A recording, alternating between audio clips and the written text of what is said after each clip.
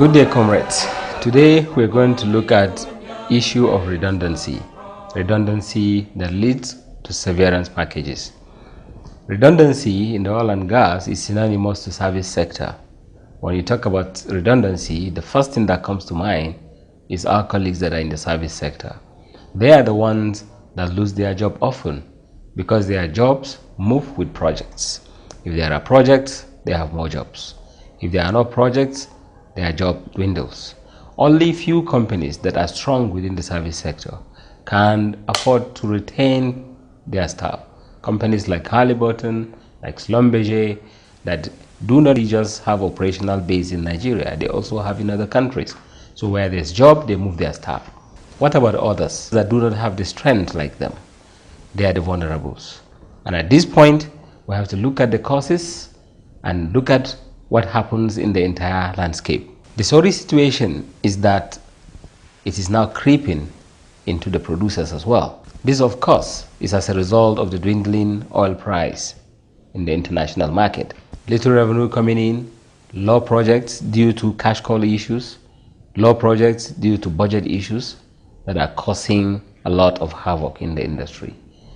Today, even the almighty Shell is considering redundancies. Today, even Shell, Mobil, and all the big companies are battling to survive. Our members are facing a lot of challenges losing their jobs for one reason or the other. What are the causes? Obviously, paucity of funds.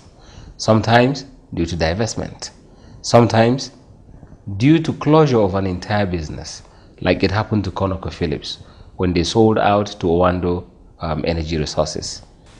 As a result, several of our members lost their jobs. Several service companies also could not afford to have jobs to do. Therefore, of course, they lay off some of their staff. Sometimes it can be due to business and organizational realignment. What is happening now is that this organizational realignment is bringing out its face even to NNPC and DPR. Of course, with the passage of the new PIGB, it is obvious that there's going to be a lot of reorganization in the system. And whether we like it or not, that will come with potential threats of job loss. We don't want that to happen, so we have to be proactive so that we will not be caught up in surprise. Other possible causes of redundancies which are staring us at the face is the issue of expiration of the production sharing contract agreements. Some of them are due to expire by 2019. I'm sure one of the Ajib group companies is going to be affected. A lot more are going to come in by 2023. That means very soon, several companies in the IOCs will be battling with this issue. We are not seeing it as an issue because we have forgotten. We feel that it is too far. It is still too far. The moment this happens, the reserves can no longer be recorded. Whether you have it, as long as you don't have the agreement renewed, those companies will not be able to register those volumes in their reserves. And that means their international market share will drop. And when that happens, it's going to have adverse effects on our members. There is the need for us as a pressure group to emphasize and to re-echo the need to pass the other segments of the PIB, not just the PIGB, because the PIGB focuses only on NNPC, DPR, PPRA, all the regulatory agencies. It does not, however, look at the fiscal regime in the industry, because without the fiscal regime, no clear investment decision can be made. The IOCs are hanging with ideas on projects they want to go ahead with, but they are not clear on the policy direction, therefore they are afraid. Government must do something. The National Assembly must fast track the other elements of the PIB in order to encourage investment. One other key area that will help us is the NOGICO Act of 2010 that empowers Nigerian Content Development Board to monitor the activities of the operators in the oil and gas industry. The intention of the NOGICO Act is to create capacity within the country to enable those local companies to benefit from the over $18 billion project that exists in the oil and gas industry. The initial intention, of course, is to give them ability to participate and benefit up to about 10% of the volume of project that goes on. As it is today, we are not up to 3%. Now, even the ones that are allocated to the local companies in the service sector in Nigeria, we have realized that over 70% of the job is not being done by Nigerians, therefore depriving them the opportunity to build capacity, to build expertise, to be able to handle bigger jobs in the future. Additionally, even the small ones that they had been doing, the result is not really palatable, because the idea behind the local content, apart from domestication of the resources in country, it also has to do with job creation. Jobs are not being created because 70% of the job is not done in Nigeria. Now you have to be able to have a monitoring scheme such that those companies that are benefiting will ensure that they do the job in country, therefore providing opportunities to a lot of Nigerians to also benefit. One other key area is that there are companies, the local companies, that benefit from this Local Content Act. They get the job, but they end up penalizing our members. One element that the law fails to do is to find a way of also checking the service companies and penalizing them whenever they are found wanting in terms of labor relation issues. My proposal when I become president would be to see how I can influence or advocate for some amendment within the law to make provision such that companies that are found wanting will be penalized. And how do we intend to do that? The NOJICO Act has made provision for a national joint qualification system where each supplier, before they participate in any activity within the oil and gas industry, they must be registered and must be categorized according to the job they render. What the NOJICO Act does not provide, however, is also to categorize the skill set of personnel that operate within that area.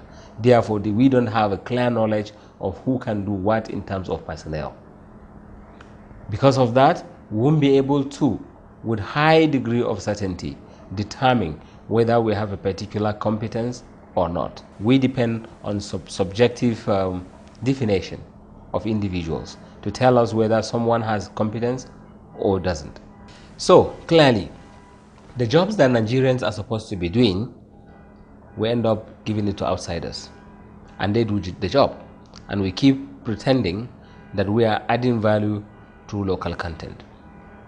My proposal is to consolidate the provision that guarantees the National Content Development Board to have an electronic marketplace system which already exists within the industry, that is an IPEC system, to consolidate it with the National Joint Qualification System, such that as you qualify suppliers, you also provide a platform for them to bid for jobs electronically, seamlessly, thereby promoting efficiency and transparency in contract administration within the oil and gas sector.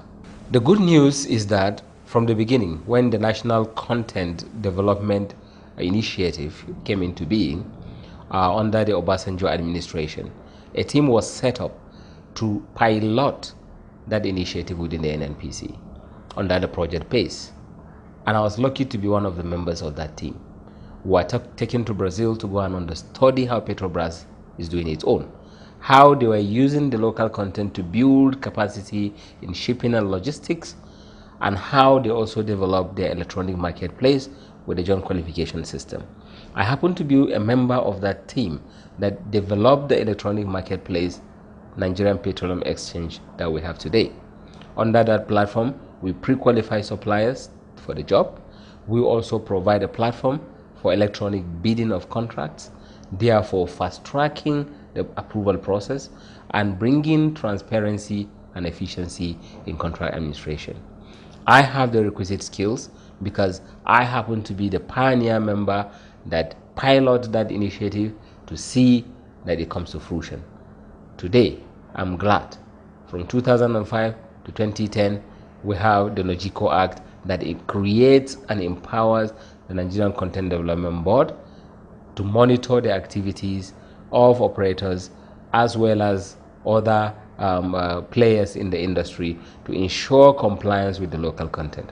I am also proud to say that we have the electronic market system which is created, and I'm part of those that have created it. As a matter of fact, I was in charge of the business intelligence suite, which up till today, from time to time, I'm consulted to give my expert advice on issues affecting that area. I believe I have the competence. I believe I know what to do to be able to touch the areas that will bring positive value to our members. I have demonstrated to you that I have the knowledge. I've equally demonstrated that I have the experience. Therefore, I ask you to think wisely. Give me the opportunity to serve you as the national president of Pengassan. In that capacity, I believe I can take all your ideas together with the ones that I have to be able to create value for our members in Pengassan. And therefore, we'll be able to reduce issues of redundancies, and even when they happen, we'll negotiate better to get better value for our members. God bless you. Force on earth is weaker than the feeble strength of one, but the union makes us strong.